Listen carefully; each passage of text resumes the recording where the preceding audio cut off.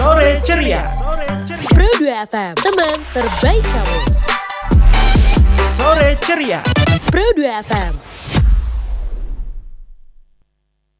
107,2 FM, teman terbaik kamu. Selamat sore teman Pro 2. So, hari ini seneng banget ya, karena kita spesial banget ngebahas tentang tema kita hari ini, karena kita bakal meneliti teman Pro 2 ya.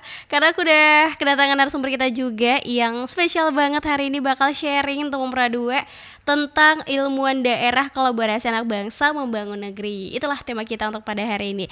Kita langsung aja kali ya menyapa. Halo, selamat sore. Sore Kak. Gimana kabarnya? Alhamdulillah baik. Oke. Ini kakaknya gimana kabarnya? Alhamdulillah baik juga. Alhamdulillah. Senang banget ya hari ini ya kita bisa ngobrol dan kita bisa sharing. Oh ya, boleh tahu ini pertama kali atau udah pernah sebelumnya?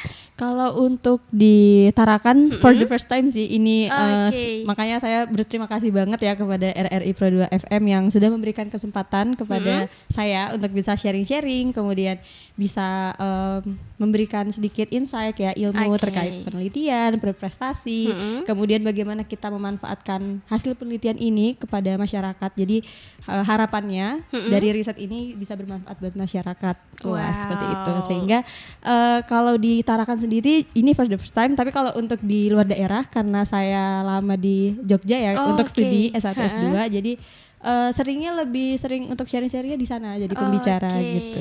Ini kapan nih balik ke Tarakan nih? Baliknya kemarin bulan Agustus karena saya juga alhamdulillah langsung dapat setelah lulus dapat dosen, menjadi dosen di sini di Teknik Kimia Instekmu seperti itu. Tapi untuk kalau di Tarakan sendiri saya pernah sharing tapi online karena saya pas itu di Jogja. Jadi untuk offline ini for the first time sih. Wah, luar biasa banget ya. Ini kesempatan yang nggak boleh kita sia-siakan teman Pro 2. Karena kita bakal sharing tentang teknik kimia atau mungkin penelitian. Ya. Oke. Boleh nggak sih kepo sedikit sebenarnya apa sih Kak yang menjadi motivasi dari ini, manggilnya apa dulu nih? Biar Kakak kita aja. akrab. Kakak aja. Kak Anissa, Kak Fitria? Anissa. Oh, Kak Anissa. Apa sih yang memotivasi Kak Anissa untuk mendorong riset berbasis lokal ini, Kak?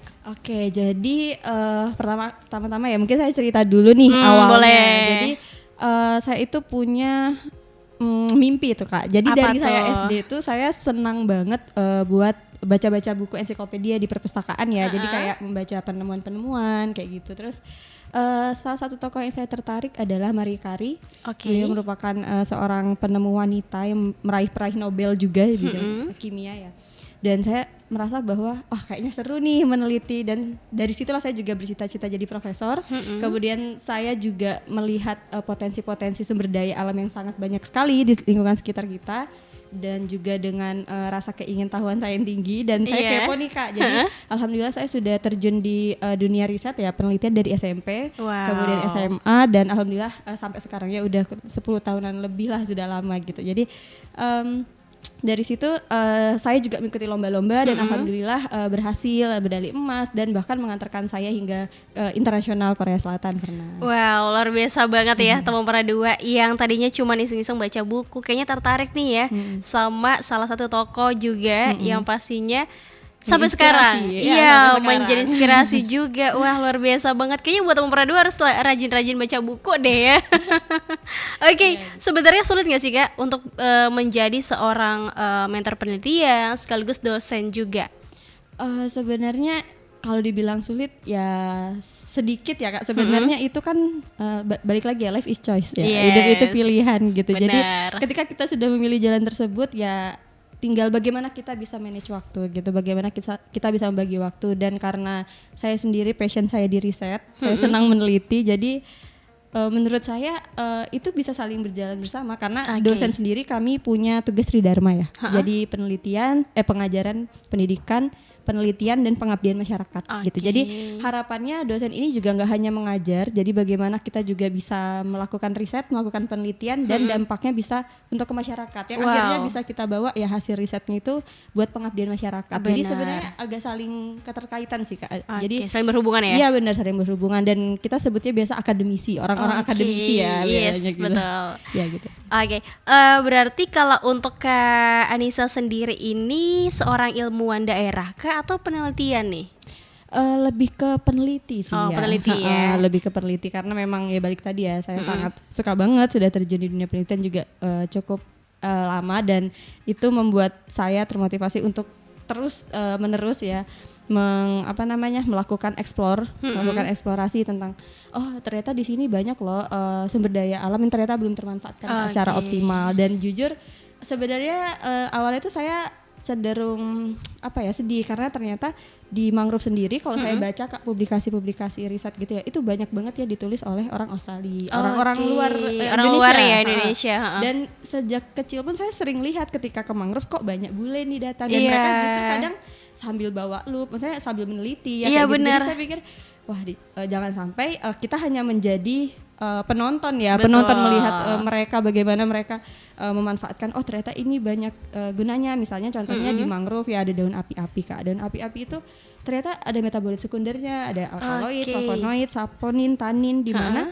itu tuh ternyata bisa loh sebagai antibakteri, antioksidan dan lain-lain. Dan itu mungkin untuk masyarakat sini kita juga mungkin kadang masih awam yang nggak terlalu tahu gitu, sehingga kurang paham. Jadi menurut saya kayaknya kita nih perlu nih harus ada yang mengajak lagi berkolaborasi kepada teman-teman semua, di mana di sini kita banyak loh sumber daya alam yang bisa dikelola, dimanfaatkan. Kemudian kita bisa loh dari potensi-potensi ini kita buat menjadi sebuah produk mungkin atau sesuatu yang bermanfaat buat masyarakat. Dan harapannya ya itu bisa membuka lapangan pekerjaan ya Kak. Yes, gitu. benar banget. Apalagi kan kalau mangrove ini identik di Kalimantan ya. Benar sekali. Di Tarakan sendiri juga udah ada nih untuk observasinya sendiri gitu. Betul. Jadi kalau misalnya kita ngelihat turis dari luar kayak sekiranya itu cuman jalan-jalan aja gitu, padahal enggak, ada hal yang mereka cari. Betul gitu. Sekali. Dan ya itu mungkin ya karena kita juga kurangnya atensi sama itu ya, jadi kayak ya udahlah biarin gitu. Tapi saya sebagai yang orang yang sangat curious, jadi kayak kepo kenapa ya mereka gini, emang ada apa ya di dalam potensi apa ya yang belum kita tahu gitu. Dan ya itulah tugas kita ya sebagai anak daerah juga. Makanya saya punya mimpi Kak bahwa saya kuliah setinggi-tingginya, saya sejauh-jauhnya.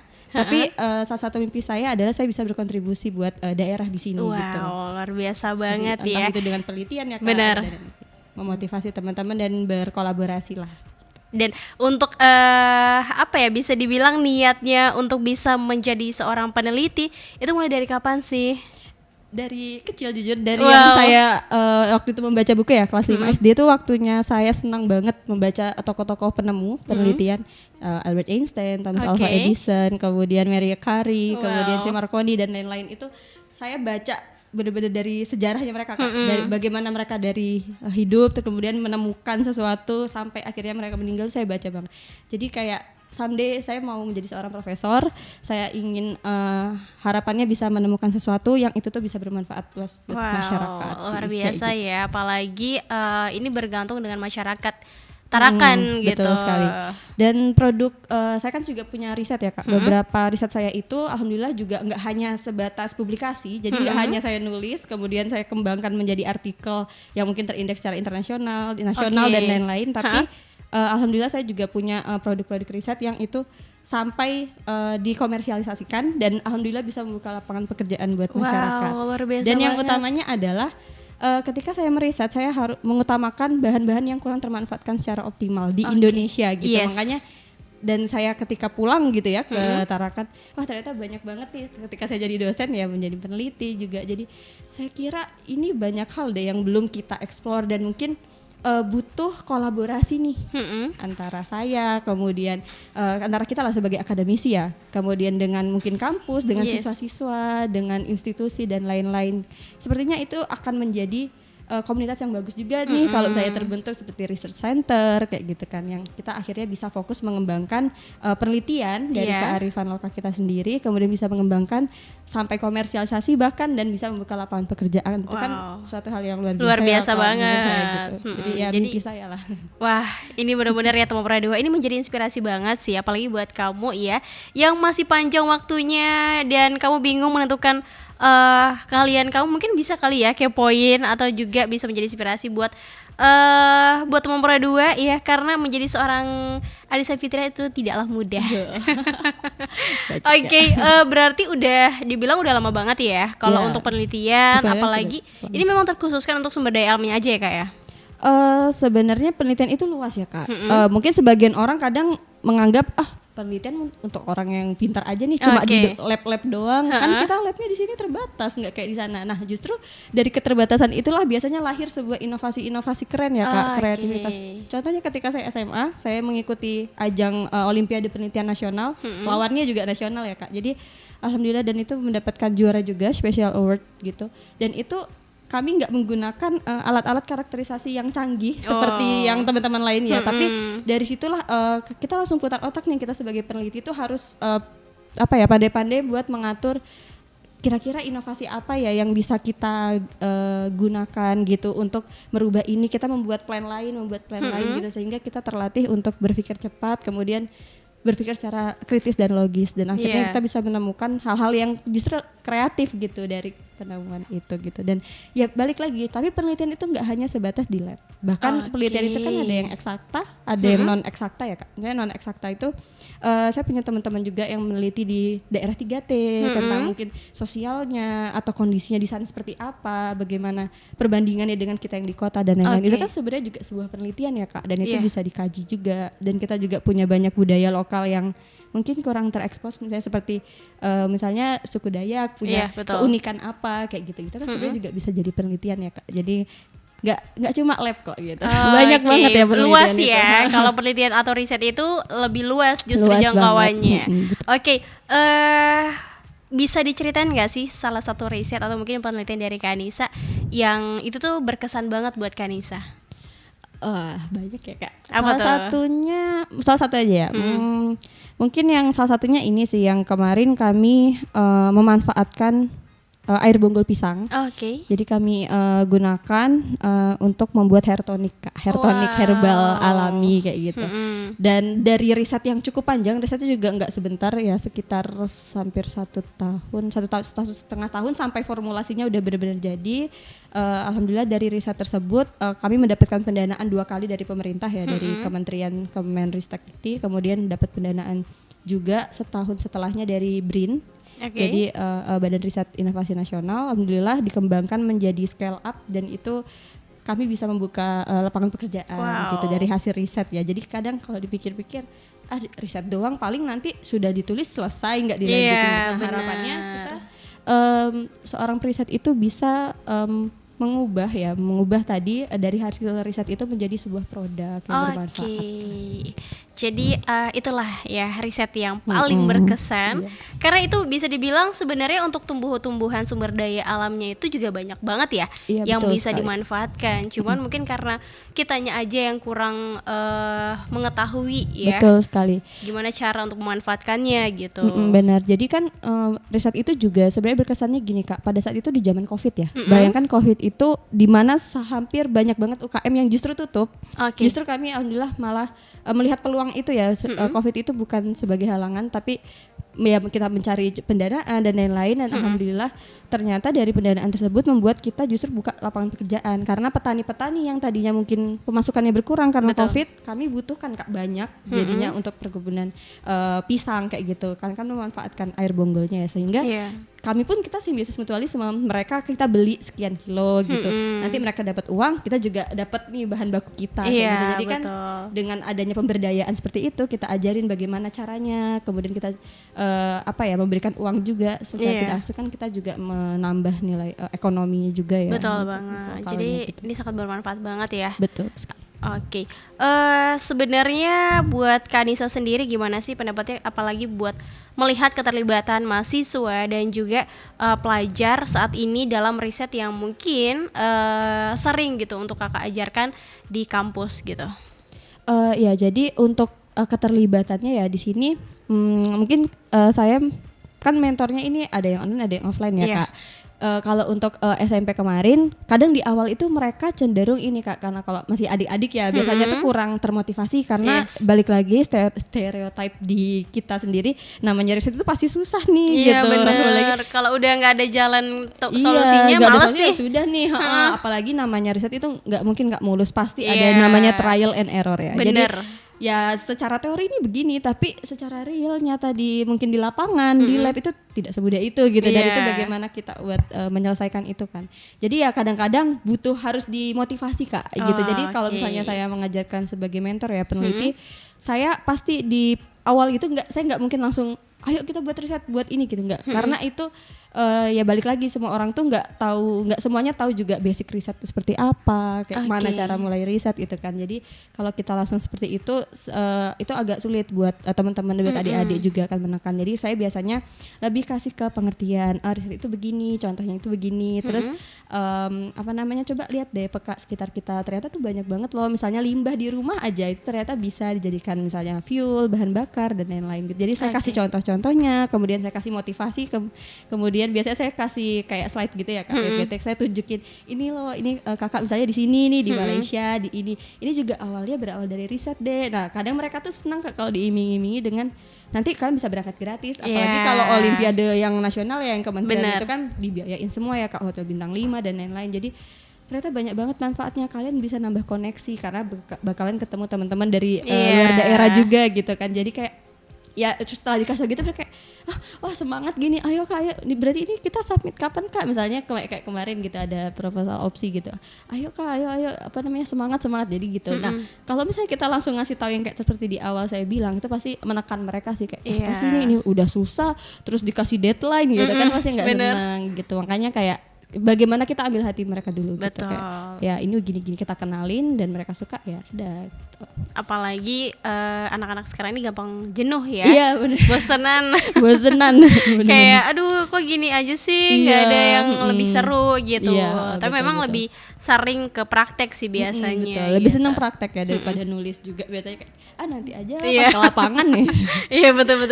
Sebenarnya banyak banget ya riset atau penelitian yang Kak Anissa udah jalani gitu.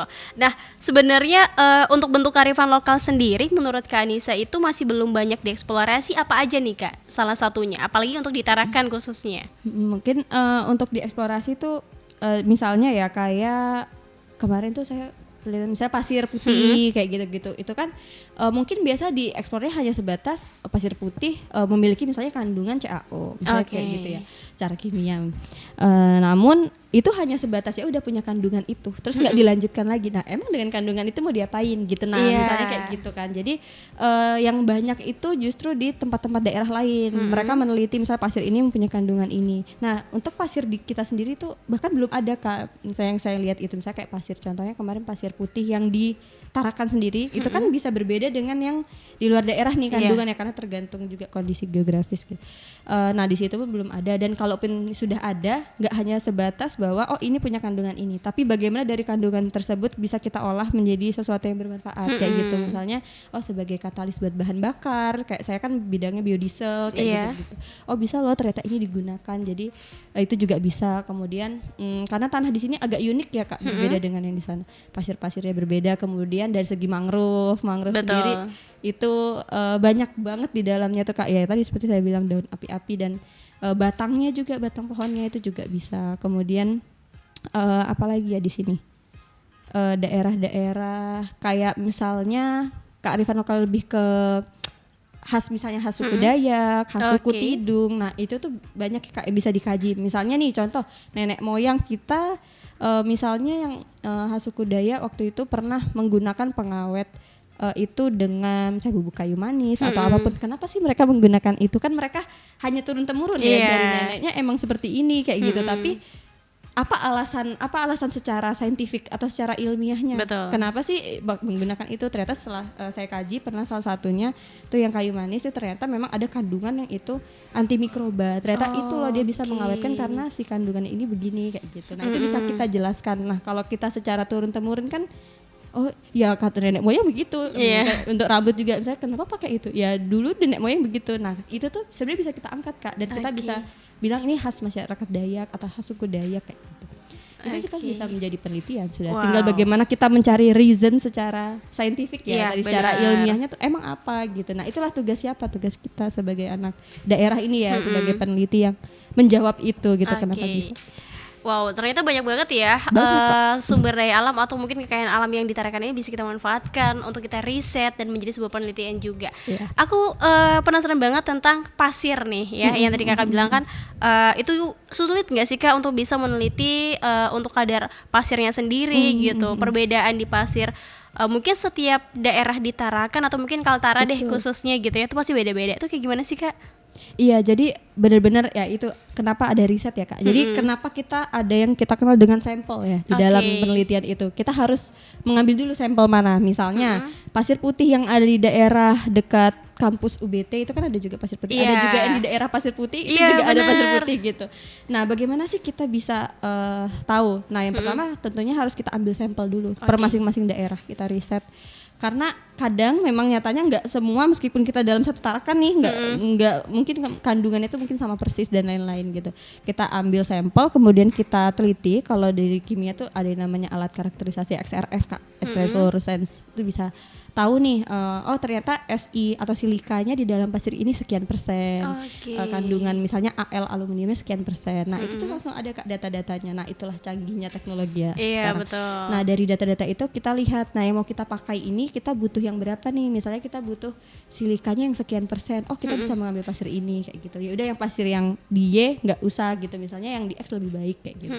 Nah, itu ya itu tugasnya kita gitu. Dan ya itu Oke. sebagai peneliti memang kita harus punya ilmu ya Kak. Kita Iya, harus betul. belajar, kita harus banyak baca sih sebenarnya, banyak baca. Balik lagi ya. Iya, back again, banyak baca gitu. Karena ya itu dari baca kita bisa tahu, oh ini bagaimana cara mengambil sampelnya aja itu ada caranya. Bagaimana di penelitian cara tahu kandungannya ada caranya. Bagaimana memanfaatkan kandungannya ada caranya. caranya. Bagaimana menjadikan sebuah produk kan nggak mungkin dari itu langsung Iya, jadi benar produk banget, kan. Pasti benar. ada kayak kita buat skincare, buat apapun itu kan ada campuran nih. Oh Iya. misalnya dari fragrance-nya dikasih pengawet juga atau apa gitu. Nah, campuran-campuran itu apakah itu oke nih secara BPOM ketika menjadikan produk. Jadi ya emang semua itu ada stepnya dan emang harus hati-hati kayak Iya gitu. betul. Tapi ya namanya belajar ya insya Allah itu pasti bisa lah. Wow, ternyata tidak semudah Tidak itu tuh semudah memperadu ya.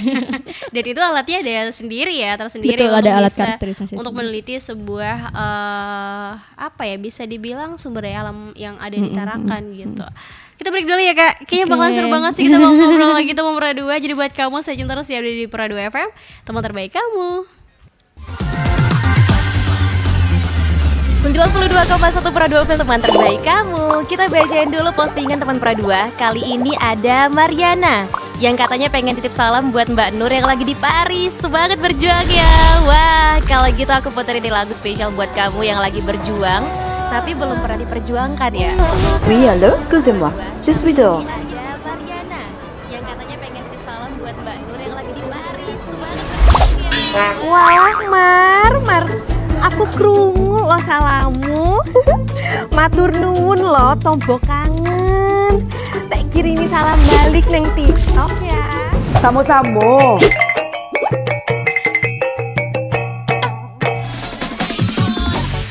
Bundo, janca main TikTok tarui. Ho, ho, ho, ho, ho, ho, ho. Bundo, awak baru dapat info lowongan Karajo di aplikasi. Elok-elok buyuang, banyak panipu. Ah, indang lah Bundo. RRI News.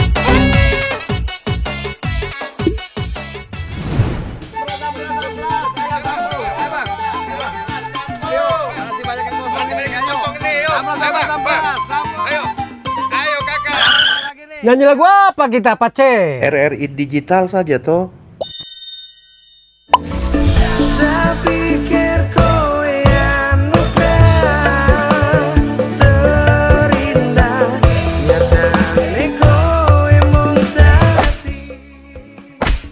Paten kali lagu campur sari ini. Sesekali jazz lah. Linda, semangat ya manggungnya. Iya dong, kan mau bangun komunitas.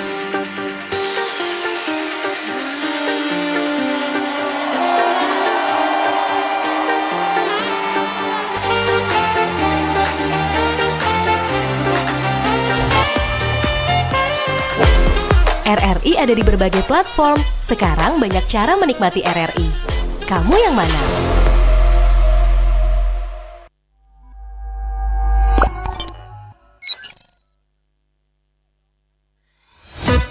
Sore ceria. Pro 2 FM, teman terbaik kamu. Sore ceria. Pro 2 FM.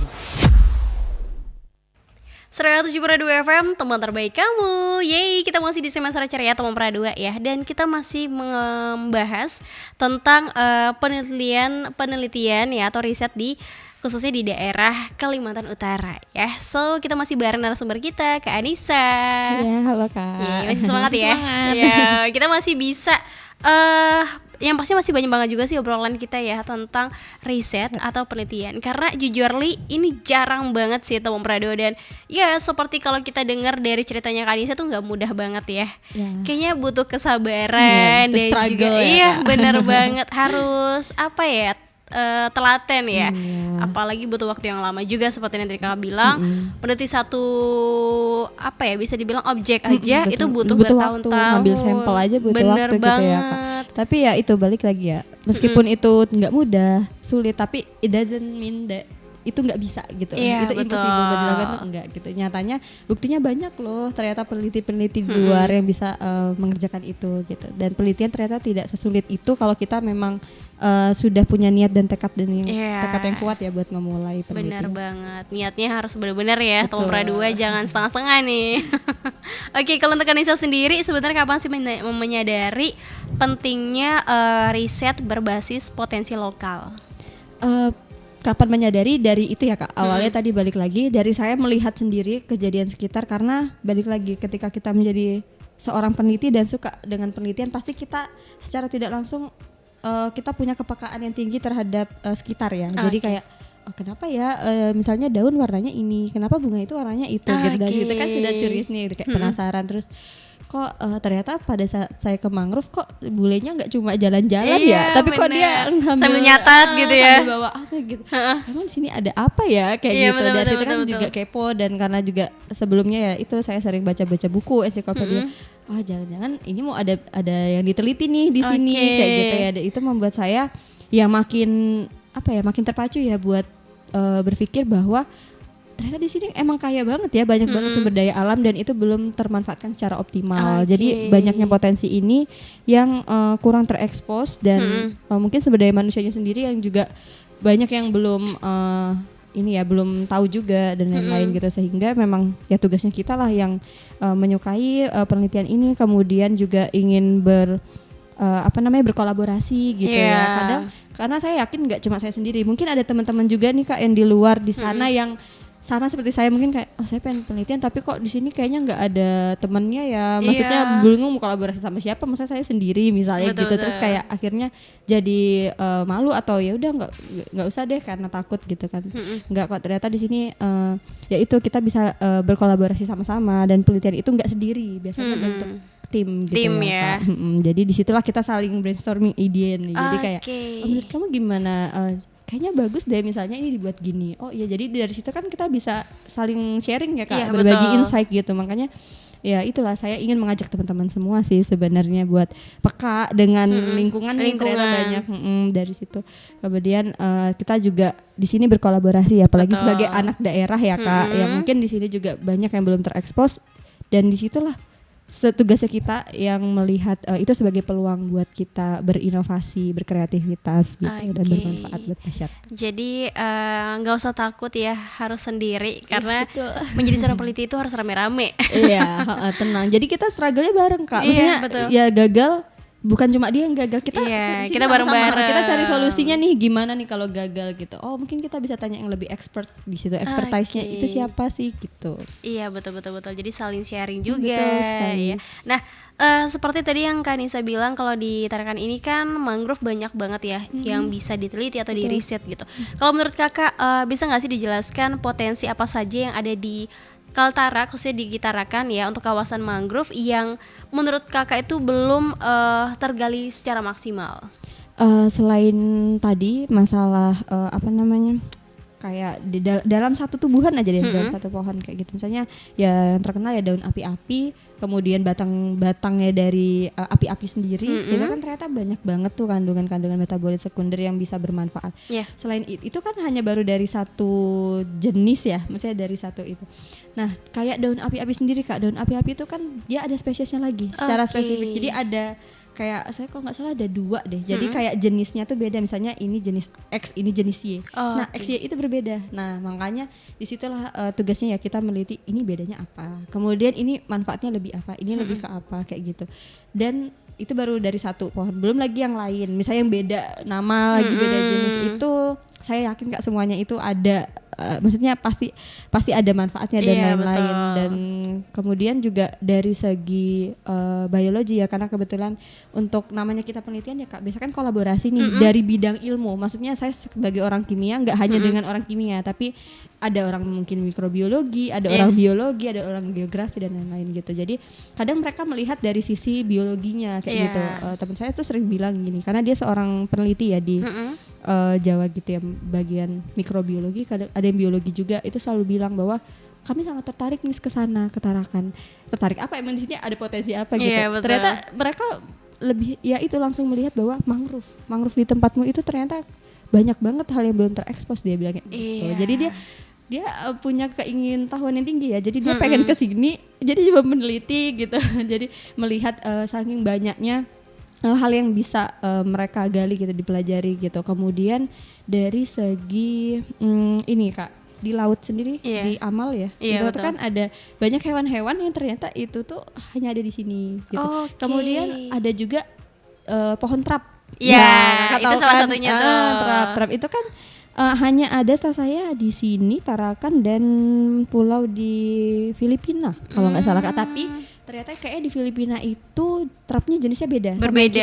Berbeda. Dan trap sendiri itu Kak, kalau kita bicara dari bawah sampai atas, jadi dari batang, daun, itu semua banyak sekali Kak manfaatnya. Jadi kayak daunnya sendiri, daun tarap itu kayaknya saya lupa udah ada atau belum, tapi sepertinya baru ada penelitian terkait kandungan metabolit sekundernya kayak gitu. Jadi itu baru digali hanya sebatas daunnya, kandungannya apa, tapi nggak dimanfaatkan untuk apa gitu. Jadi hanya kayak ini punya ini, ya terus diapain gitu, belum ada sejauh ini. Jadi menurut saya sangat potensial itu sih Kak. Daun tarap itu ya pokoknya di tarapnya sendiri itu sangat potensial. Kadang kan namanya daun ya udah rontok, sudah jatuh, udah diapain atau bahkan dibakar atau kayak itu kan jadi malah daun polusi kering udah gitu aja udah nggak dimakan. Padahal dari itu kalau kita mau meneliti dan kita menggali lebih jauh, itu ternyata banyak hal yang mungkin yang nggak tahu gitu, padahal mungkin itu bisa sebagai obat dan lain-lain ya kayak gitu. Banget. Jadi ya kita kalau berbicara riset sangat banyak sekali sih yang bisa kita ekspor ya. Tinggal bagaimana kita mau mulai, mau kolaborasi gitu, karena kita kan nggak sendiri ya.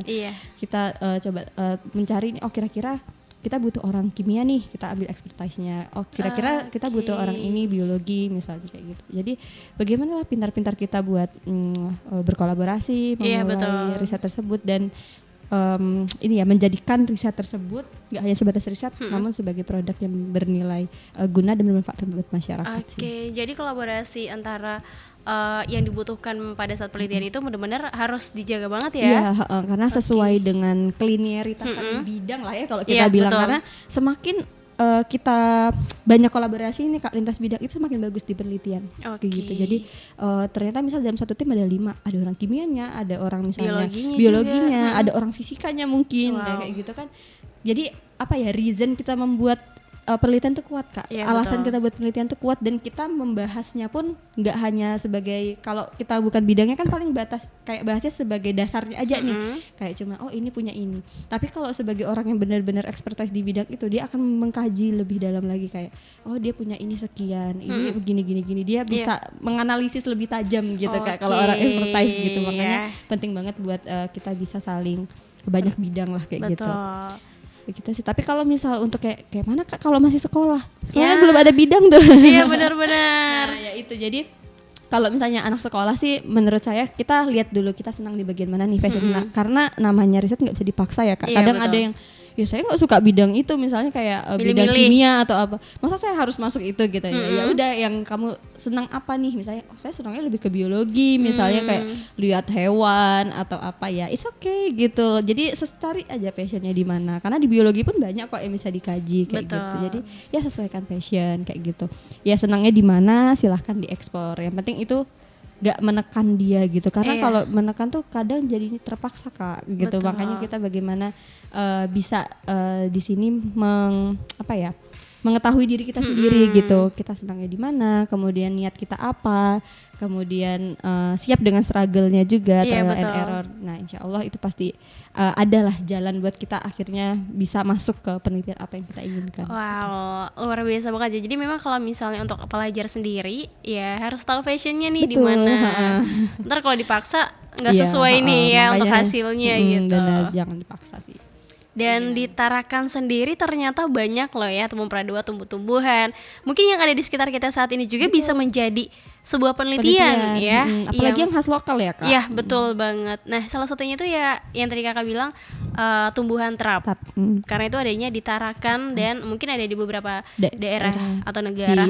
Tapi beda gitu. Iya dengan jenis yang berbeda. Dan ya ternyata secara tidak langsung kita ya mungkin butuh pengalaman dan pengetahuan juga ya. Karena kolaborasi juga. Kolaborasi, karena menjadi seorang penelitian itu tidak mudah teman Pradua. Menantang banget ya. Tapi untuk Kak Nisa sendiri next ada project nggak untuk penelitian apa gitu? Ada, jadi saat ini juga saya kemarin ikut proposal pendanaan ya dari kementerian, ada untuk penelitian dosen pemula, karena saya juga dosen baru gitu kan, pemuda. Jadi sedang ikut itu juga, kemudian proyek-proyek saya yang lain, saya juga ada membuat proyek penelitian dengan teman saya. Jadi kami lintas negara, bahkan ada yang di Thailand, ada yang di Jogja gitu, di mana kami membuat inovasi, kemudian kami membuat dari inovasi tersebut menjadi sebuah produk gitu. Jadi sudah berpikir secara scale up gitu, bagaimana apakah dia realistis nih ketika dijadiin misalnya ada investor mau mendanain penelitian kita, apakah dia realistis secara nilai jual dan lain-lain. Itu bahkan sudah kami kaji gitu. Makanya balik lagi ya, finalnya penelitian itu gak hanya di tulisan, tapi bagaimana menjadi sebuah produk yang akhirnya bermanfaat buat masyarakat luas. Iya benar gitu. Banget. Dan itu untuk apa yang Kak, yang rencananya mau Kakak riset atau Kakak penelitian gitu? Kalau yang kemarin kementerian itu, ini saya yang pasir itu tadi, pasir putih, mau membuat itu sebagai katalis dan sebagai untuk bahan bakar biodiesel.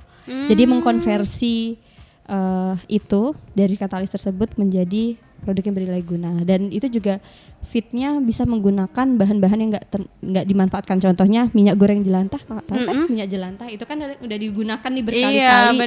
Itu ternyata bisa loh diubah menjadi biodiesel, menjadi bahan bakar. Nah gitu kan, jadi itu unik ya. Kadang kayak kok bisa kali ya, orang kan biasa langsung dibuang, bisa semua itu bisa kalau kita mengerti prosesnya bagaimana, kemudian apa yang harus dilakukan, itu semua bisa gitu. Makanya di sini saya tuh selalu menekankan bahwa kita banyak potensi sumber daya alam, dan juga kita itu kadang suka nggak peka, ternyata banyak hal-hal yang selama ini tuh cuma dibuang-buang, padahal itu sebenarnya punya nilai manfaat banyak sekali gitu. Makanya ya disitulah saya melakukan riset tersebut. Jadi kita istilahnya sekarang tuh gini Kak ya, trennya di riset itu renewable waste utilization, jadi pemanfaatan limbah dan juga carbon emission, bagaimana kita bisa mengurangi karbon kayak gitu.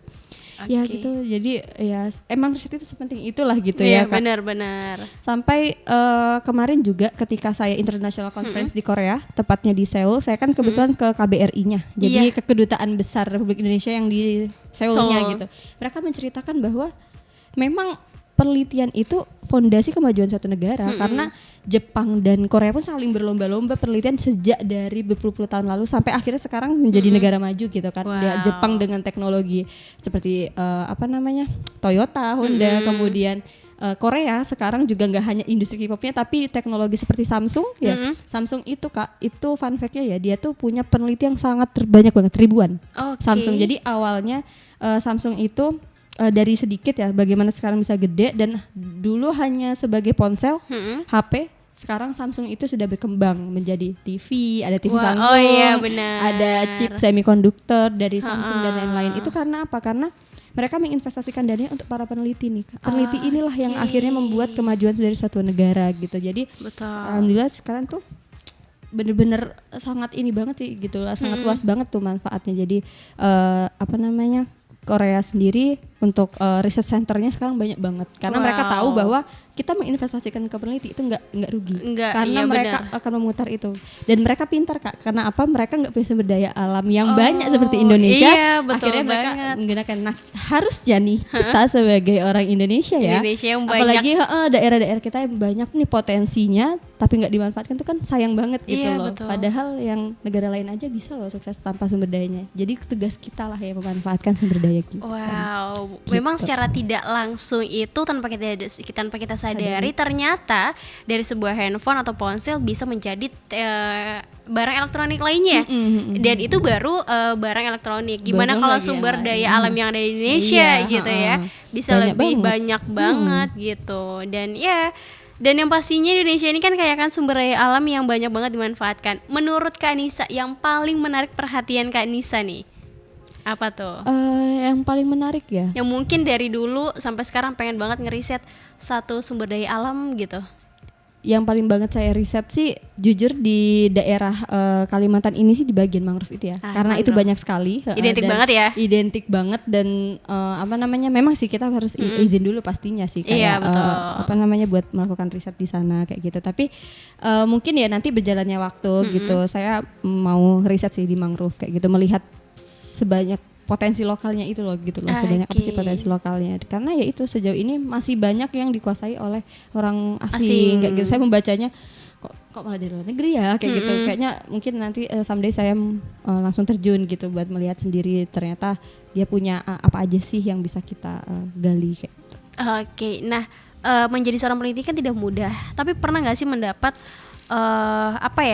area resistensi dari masyarakat lokal gitu Kak? Dan kalau misalnya pernah, apa yang Kakak atasi? Gimana cara mengatasinya gitu?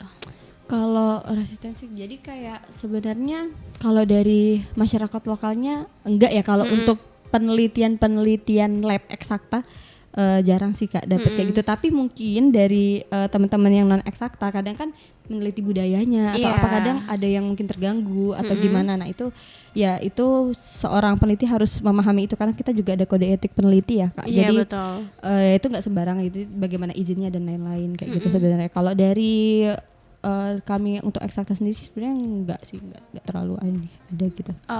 Nah kalau untuk indikator keberhasilan dari sebuah riset, menurut Kak Anissa itu apa Kak? Gimana? Jadi indikator keberhasilan riset itu adalah sesuatu yang nggak bisa kita ukur dari misalnya kita buat hipotesis X itu harus menjadi X, itu salah gitu. Jadi kadang bahkan ada yang memaksa ya Kak, dan mencari alasan kayak bagaimana dia sesuai dengan hipotesa kita, itu salah. Jadi riset yang baik adalah riset yang dikerjakan. Seperti skripsi ya.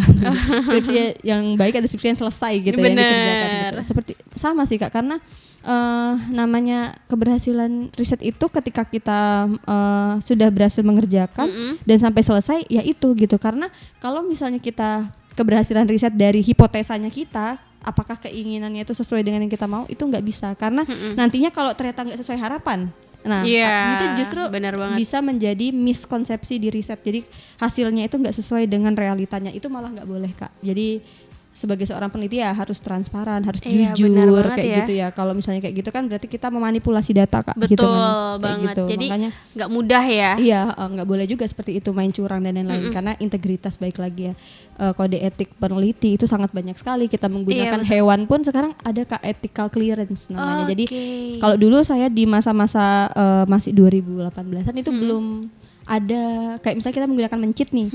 Kalau misalnya menggunakan sedikit tuh kayak nggak harus nih pakai kayak etik untuk hewan. Tapi sekarang ada Kak. Tapi itu justru bagus gitu. Sekarang melindungi gitu. Jadi hewan-hewannya itu ada pertanggungjawabannya kita gitu. Kita melakukan penelitian dengan hewan itu, tikus dan lain-lain itu ada syaratnya loh kayak gitu. Itu ada kode etik. Nah, makanya sekarang bagus sih dilindungi kayak jadi, gitu. bisa dibilang kita meneliti tapi tidak menyiksa juga makhluk hidup lainnya gitu. Jadi benar-benar teliti dulu, Iya, dilihat emang bener. kalian mau ngapain gitu. Iya, Gitu ya. tujuannya apa nih gitu benar, ya. benar Wow, gitu. jadi memang ada aturan-aturan tersendiri ya buat betul. menjadi seorang Peneliti. peneliti gitu.